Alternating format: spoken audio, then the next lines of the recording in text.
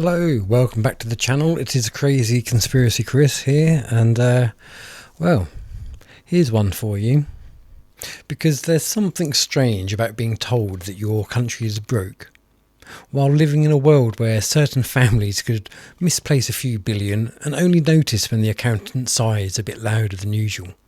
Not companies. Companies are temporary.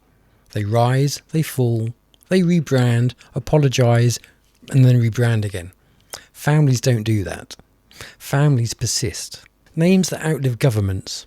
Names that don't disappear when the CEO steps down or a market dips. They just carry on, quietly, efficiently, like they've seen every version of the game and already know the ending. The Rothschilds family are ones that people always point to. Part history, part documented influence in banking and state finance. Try to pin down the exact number and it becomes slippery. Estimates everywhere. Clarity nowhere. Even the safe numbers sit in tens of billions, and that's just what's visible without asking awkward questions. Then there's the Waltons. No mystery there. Walmart money. Roughly 400 billion between them. Straightforward, almost polite, in a strange way. Like they've decided not to hide it because, well, hiding would take more effort.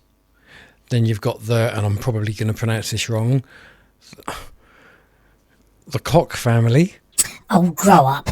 Energy infrastructure, political reach woven into systems most people never see directly. Well, over 100 billion. Mars family, yes, the chocolate, but a private empire, so large it doesn't need to announce itself. Another 100+ billion. And when you step back and look at that properly, it stops looking like success. It looks like permanence. Because this isn't money in the everyday sense. This isn't worked hard, did well. This is wealth that survives generations, adapts, compounds, embeds itself into the structure. It behaves less like money and more like gravity, unless you're a flurfer. Everything around it bends, and yet somehow in a world where it exists, you're told the system relies on your council tax being paid on time, your fuel duty, your carefully itemised contributions, each one explained like it's a thread holding the whole thing together. Miss one and suddenly the system becomes very alert. Letters arrive quickly, charges stack neatly, the tone sharpens. So your £150 matters. Your £300 matters. But trillions moving through global structures? Nah, that's just background. And that's where it starts to feel a bit off. Because if the system is so dependent on you, why does it feel so distant from you?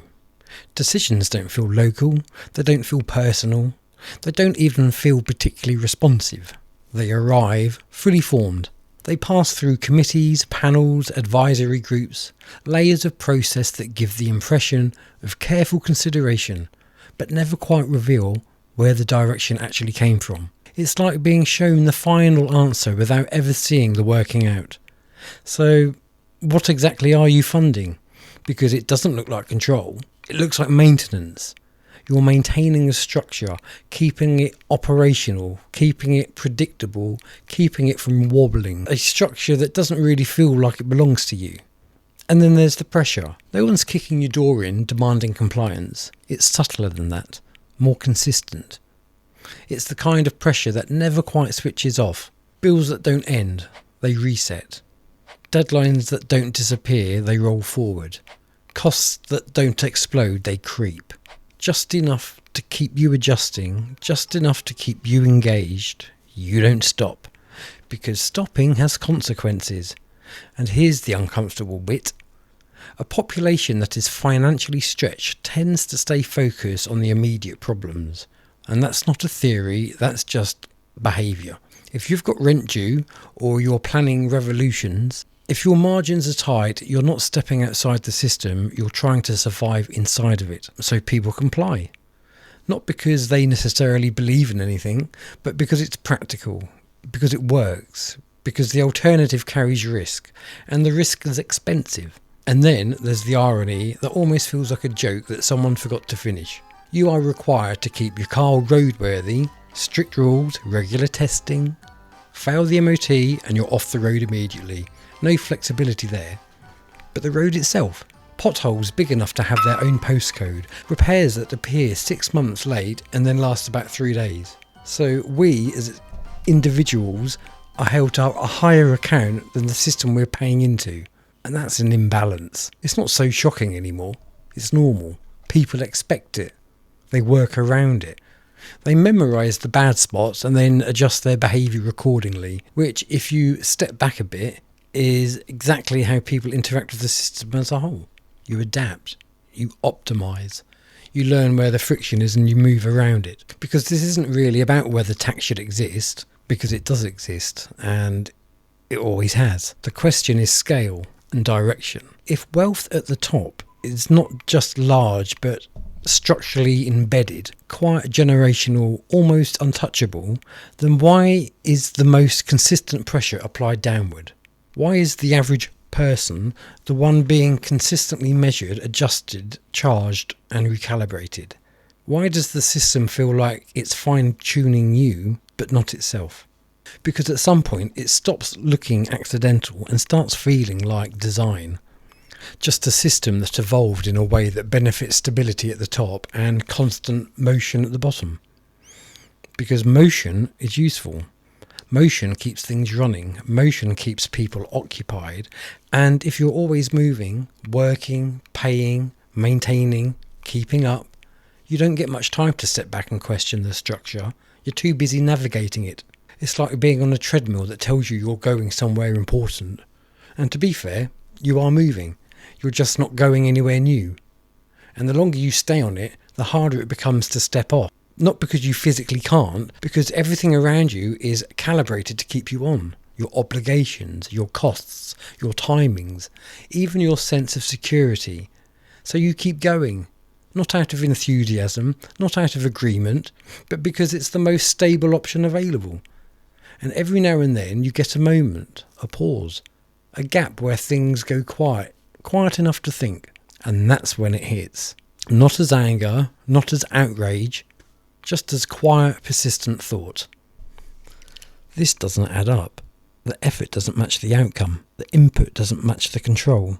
The responsibility doesn't match the influence. And once you see that, it's difficult to unsee it, because it doesn't tell you what to do. It doesn't offer solutions. It just sits there in the background, calm, unbothered, asking one very simple question.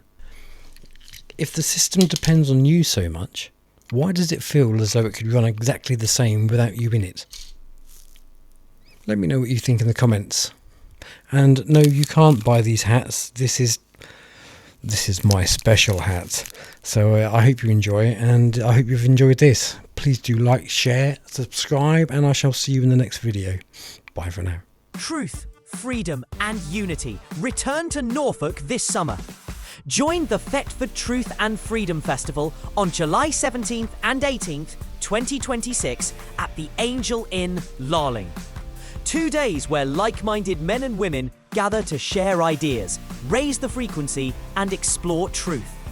From 10 a.m. to 6 p.m, enjoy guest speakers, topical presentations, then from 7 p.m. to midnight, relax with live bands, singers, and a resident DJ. Camping pitches for tents or vehicles, with or without hookups, are available at a reduced rate for festival goers. Book directly with the Angel Inn reception on 01953 717 963 with street food, festival stalls, and real ales, all for just £20 a ticket. This is more than a festival. It's a gathering inspired by the spirit of Thomas Paine. July 17th and 18th, the Angel Inn, Larling.